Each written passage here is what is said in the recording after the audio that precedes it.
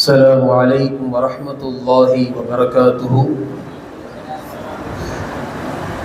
نحمده ونصلي على رسوله الكريم أما بعد فقد قال الله تعالى في القرآن العظيم كنتم خير أمة أخرجت للناس صدق الله العظيم. எல்லா புகழும் புகழ்ச்சியும் அல்லாஹ்வுக்கே உரித்தாகட்டுமாக.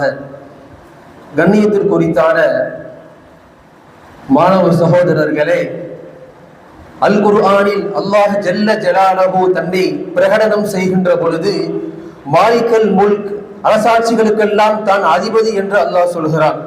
நீண்ட ஒரு வசனம் அது. ஆட்சி அதிகாரங்கள் கொடுக்கப்படுவதும் அதிகார பீடங்களை விட்டும் அகற்றப்படுவதும் அல்லாஹ்வின் கரத்திலே இருக்கிறது. நமக்கான சிறந்த ஆட்சி எது என்று பியதிகல் கைர், அது அல்லாஹ்வுடைய கடமை இருக்கிறது. தேர்தல் முடிவுகள் வரவிருக்கின்ற இந்த வேளையிலே அல்லாஹ்விடத்திலே அதிகமாக நாம் கடமையேற்ற வேண்டும். தமிழகத்திலே 17வது சட்டமன்ற தேர்தல் உட்பட 5 தென் மாநிலங்களின் தேர்தல் முடிந்து முடிவுகள் வரவிருக்கிறது.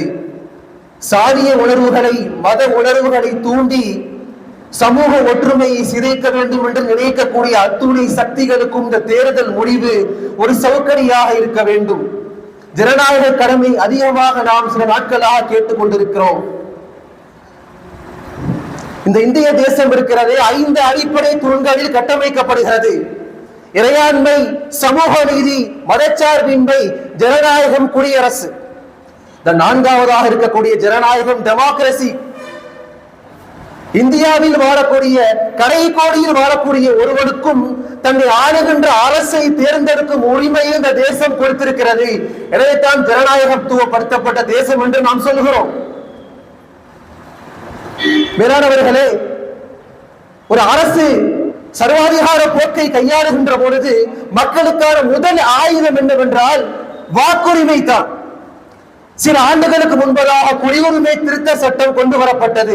அதற்கான முதல் நோக்கம், முதல் அஜெண்டா என்னவென்றால் மக்களின் வாக்குரிமையை பறிக்க வேண்டும் என்பது தான். ஆச்சரியமாக இருக்கலாம், ஒரு நாட்டின் ஒரு குறிப்பிட்ட சமூகத்தின் குடியுரிமை கேள்விக்குறியாகின்ற பொழுது முதலில் அந்த மக்களின் வாக்குரிமை தான் கை வைக்கப்படும்.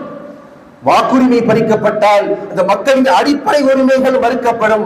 அப்படி மறுக்கப்படுகின்ற பொழுது சொந்த தேசத்திலே அவர்கள் அகதிகளாக மாற்றப்படுவார்கள். ஆப்பிரிக்காவிலே இன்றும் அதுதான் நடந்து கொண்டிருக்கிறது. அந்த சட்டம், குடியுரிமை சட்டம் பெரிதும் அவர்களுக்கு கை கொடுக்கவில்லை. அதன் மாற்று வடிவமாகத்தான் எஸ்ஐஆர் திருத்தம் போன்றவைகள் எல்லாம் கொண்டு வரப்பட்டிருக்கிறது. பல மாநிலங்களிலே இஸ்லாமிய சிறுபான்மை சமூக மக்களின் பல லட்சக்கணக்கான மக்களின் வாக்குரிமை பறிக்கப்பட்டிருக்கிறது. தேர்தல் அதிகாரியை மாற்ற கோரி பாராளுமன்றத்திலே 130க்கும் மேற்பட்ட எம்பிக்கள் கோரிக்கை வைத்த பொழுது பெரும்பான்மை இல்லாத காரணத்தால் அது விவாதிக்கப்படாமல் குப்பையில் வீசப்படுகிறது. ஜனநாயகம் குறித்த இந்த தேசத்திலே புகைக்கப்படுகிறது. வாக்குரிமை எவ்வளவு தனித்துவமானது என்பதை நாம் விளங்கிக் கொள்ள கடமைப்பட்டிருக்கிறோம். நம்மிடத்திலே இஸ்லாமிய சமூக மக்களிடத்திலே ஒரு புரிதல் இருக்கிறது. என்னவென்றால், எதற்காக வேண்டி நாம் வாக்களிக்க வேண்டும்? ஊழல்வாதிகள், திருடர்கள் தானே மாறி மாறி ஆட்சியில் அமர்கிறார்கள். நான் ஏன் வாக்களிக்க வேண்டும்? இஸ்லாம் அல்லாத ஒருவருக்கு நான் ஏன் வாக்களிக்க வேண்டும் என்ற ஒரு முரணான தத்துவம் நம்மிடத்திலே பரப்பப்படுகிறது. மிகவும் ஆபத்தானது. ஒரு 100 நபர்கள் இதே எண்ணத்தில் வாக்களிக்காமல் இருந்தால் ஒரு இஸ்லாமியருக்கு ஆதரவான ஒரு வேட்பாளரை இந்த சமூகம் இழக்க நேரிடும் என்பதை நாம் மறந்துவிடக் கூடாது. அவ்வளவு முக்கியமான இந்த வாக்குரிமை.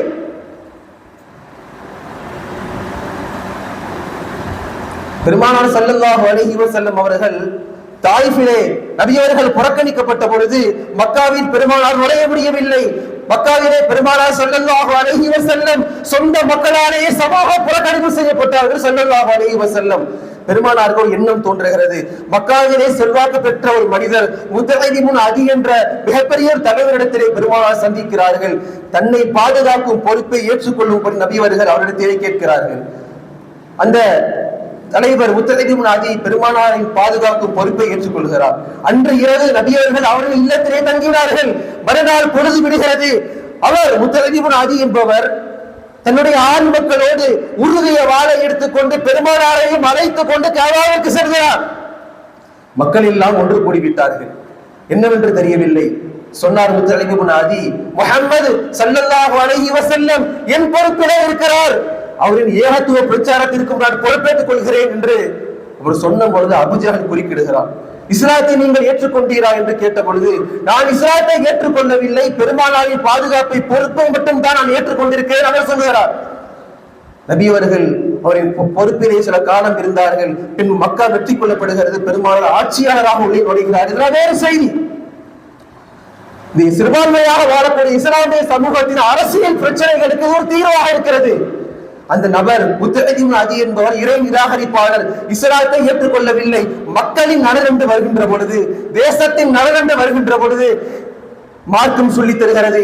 ஒரு இறை நிராகரிப்பாளரின் பாதுகாப்பை குறைந்த மார்க்கம் அங்கீகரிக்கிறது என்பதை நாம் இந்த வரலாற்று நிகழ்வுகளிலே நாம் புரிந்து கொள்ளலாம். மேலானவர்களே,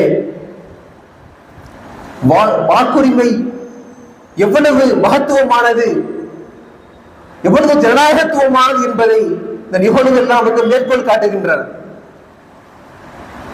இஸ்லாமிய சமூகம் மற்ற மக்களின் பார்வையில் இஸ்லாமிய சமூகம் எப்படி இருக்கிறது? நம்முடைய உடைமைகளும் ஆட்சி அதிகாரம், நம்முடைய உடைமைகளின் பாதுகாப்பும் இந்த ஆட்சி நன்றாக இருக்கும் என்று நாம் இவர்களுக்கு வாக்களிக்கலாம், அவர்களுக்கு வாக்களிக்கலாம் என்று இந்த சமூகம் பயத்திலே ஆழ்ந்து கொண்டிருக்கிறது. சொன்னார்கள், அல்லாஹ் ரப்பல் ஆலமீன் குர்ஆனில் பதிவு செய்கிறான், குன்தும் ஹைர உம்மத்தின், நீங்கள் தான் சிறந்த சமுதாயம், மற்ற மக்களுக்கு நன்மையை நாடக்கூடிய ஒரு சிறந்த சமூகம். ஆன பிறந்த சமூகம் இன்று அண்டி பிழைத்துக் கொண்டிருக்கிறது என்றால் நம்முடைய அடிப்படையை நாம் சரி செய்ய வேண்டும்.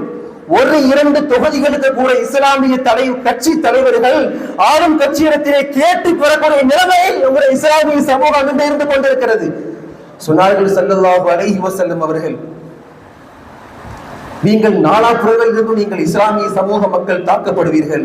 சஹாபாக்கள் அதிர்ந்து போய், நஹனு கில்லத் யௌமீதி யா ரசூலல்லாஹ், அன்று நாங்கள் குறைவாக இருப்போமா என்று கேட்ட பொழுது சொன்னார்கள் ஸல்லல்லாஹு அலைஹி வஸல்லம், பல் அன்தும் கஸீருன், நீங்கள் பெரும்பான்மையாக நீங்கள் இருப்பீர்கள்.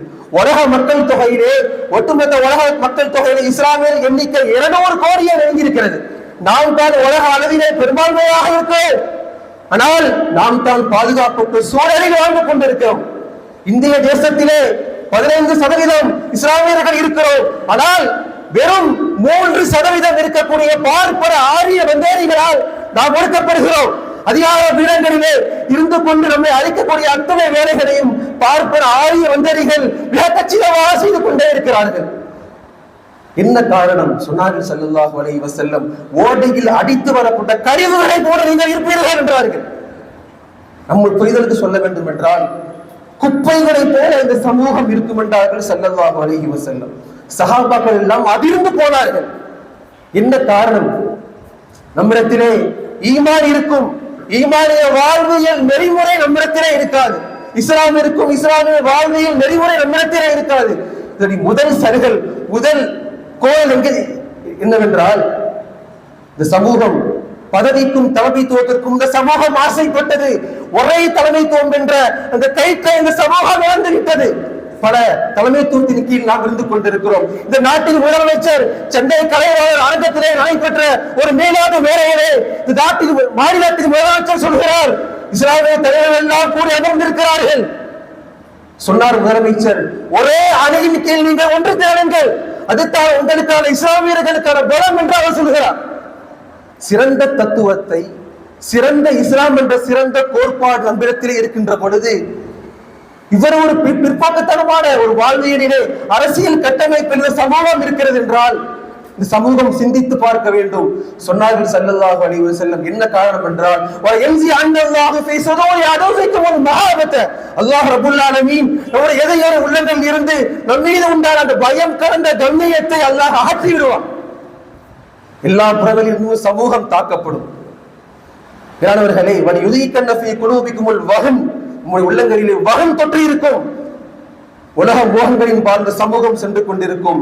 ஒரே தலைமைத்துவத்தை இந்த சமூகம் ஏற்றுக்கொள்ளவில்லை. பல இழிவுகளை இந்த சமூகம் சந்தித்திருக்கிறது.